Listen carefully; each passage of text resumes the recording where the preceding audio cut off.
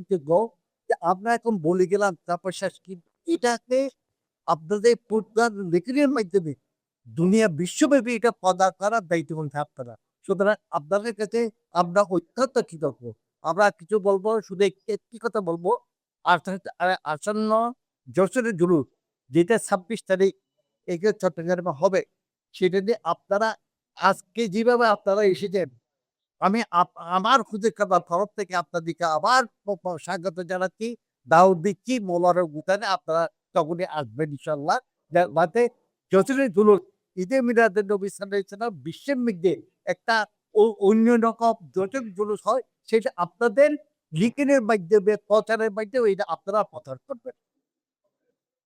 এটা এবার গত বছর কত ৫-৫ লক্ষ অধিক ৮০ লক্ষর অধিক আপনার মধ্যে।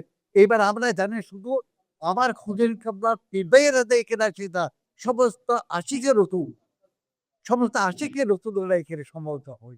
সুতরাং এটা আপনারা আশা করি করবেন। তবে একটা জিনিস, আঞ্জুমান রহমানিয়া আহমদিয়া সুন্নিয়া একটি অরাজনৈতিক সংগঠন। আমরা যে কোনো সরকারের মাধ্যম অধীনে আমরা এটা পরিচাচ্ছি। কোনো কোনো রাজনীতিকের সাথে আমাদের সম্পর্ক নেই। শুধু আল্লাহ রজককে রাজি করা এটা হচ্ছে আমাদের উচিত। আর কিছু না। শুধু আঞ্জুমানের একটা বিষয়, আমার হুজুর কেবলা সায়েন্সে সিরিকু যে যশোরের দুরুস দিয়ে গেছেন, তৈয়ব নজরুল কেবলা ৭৬ সালে যশোরের দুটো প্রবর্তন করেছেন। সায়েন্সে সিরিকু কিন্তু আঞ্জুমান প্রতিষ্ঠা করে ১৯৫৪ সালে। উনার একটা লক্ষ্য ছিল কিচ্ছু না। শুধু মানে ওরস আমরা করি। যন্ত্রটি তুলর থেকে শুরু করে সব ওরস আমরা শরীর সম্মত পড়ি। কিন্তু আমাদের সায়েন্টিফিক একটা এক্সট্রাঅর্ডিনারি কাজটা হচ্ছে আমাদের লক্ষ্য হচ্ছে উন্নত লক্ষ্য হচ্ছে শিক্ষা। এইজন্য আপনারা জানেন জামিয়া আহমদিয়া সুন্নিয়া মাদ্রাসা থেকে শুরু করে প্রায় ২০০ অধিক শিক্ষা প্রতিষ্ঠান আছে।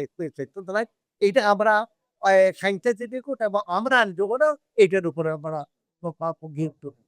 তবে আপনারা এইটাকেও একটু ফলো করবেন আল্লাহর রহমতে।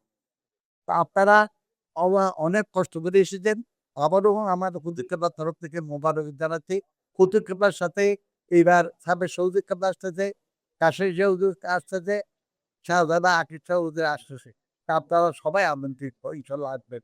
আর এমনি আমি তো লিখতে পড়তে হবে না সবাই সাথে হ্যাঁ? পড়তে হবে?